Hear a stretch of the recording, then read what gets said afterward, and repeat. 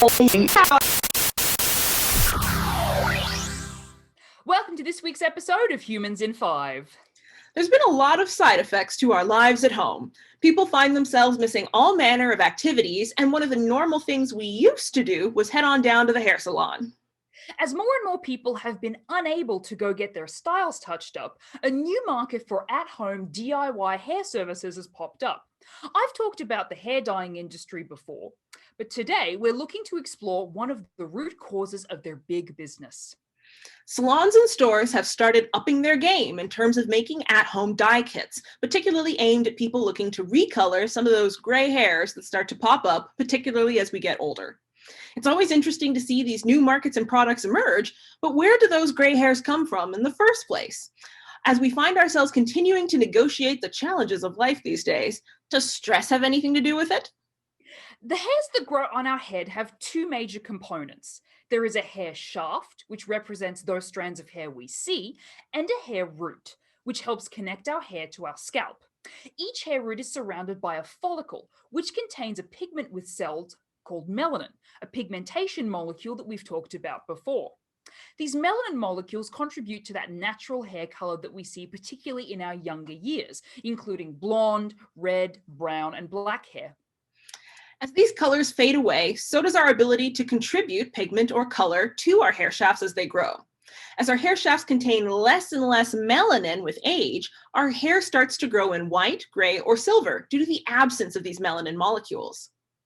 This is a totally natural process, and this change can happen at any age. Some people start to have grey hairs in early adulthood. Some people keep their original hair color far into their later years.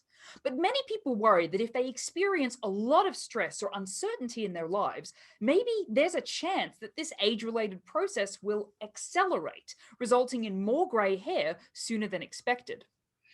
For a long time, this wasn't thought to be the case. Gray hair was seen to be a natural phenomena, unrelated to stress.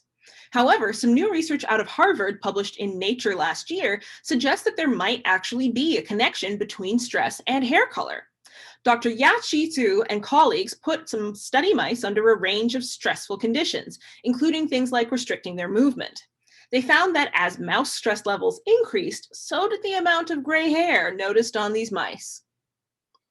They continued to try to investigate how stress and grey hair were connected. In the end, they found that the molecule norepinephrine, also known as noradrenaline, seemed to be the culprit. This molecule plays a role in our classic fight or flight response and is often found in higher concentration in our bodies when we're stressed.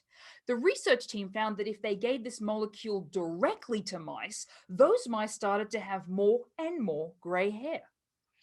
There's still a lot to learn about how stress and our bodies interact, and in fairness, most of us are going to get those gray hairs at some point regardless of our stress levels. But this is another reminder of how our bodies can change as we go through the challenges of life. Thanks for watching, and we'll see you next time on Humans in 5. And don't forget to subscribe!